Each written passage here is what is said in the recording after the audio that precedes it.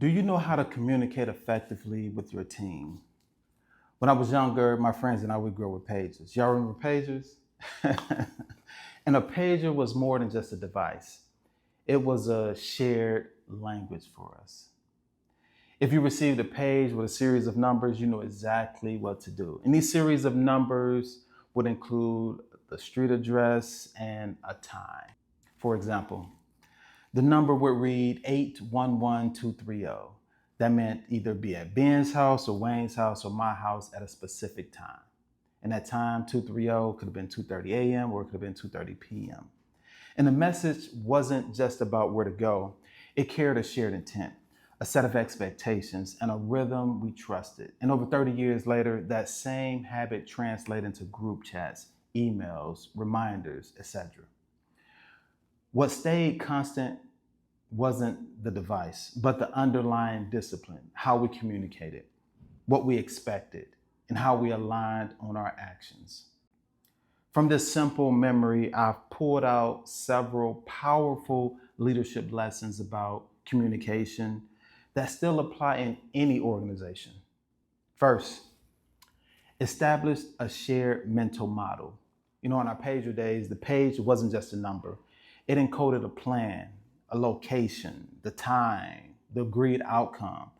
The recipients of this message already knew the social contract. If you were told to be at a place, you showed up with a sense of purpose.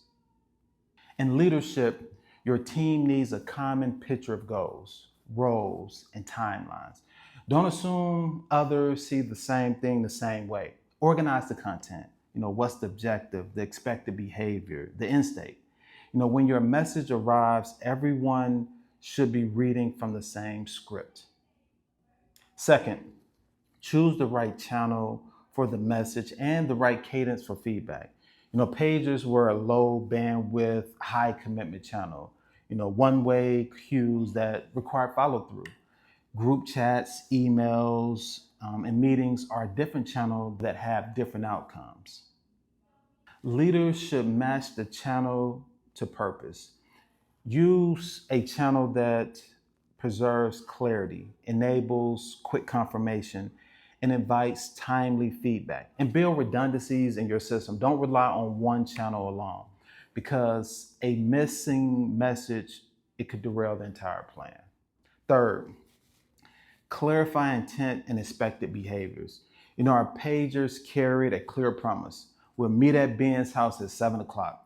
There was no vagueness about it. We knew exactly the who, the what, and the when. You know, in teams, even uncertainties, who owns the task, what signals indicates progress, and what constitutes done. These things could erode trust and momentum. So leaders must articulate not just what needs to be done, but how success will be recognized and how mistakes will be addressed. Clarity reduces friction and it accelerates action. If there's a single takeaway from this story for leaders today, it's this: design your communications to be clear as your goals, as reliable as your culture, and as open as your feedback loops allows.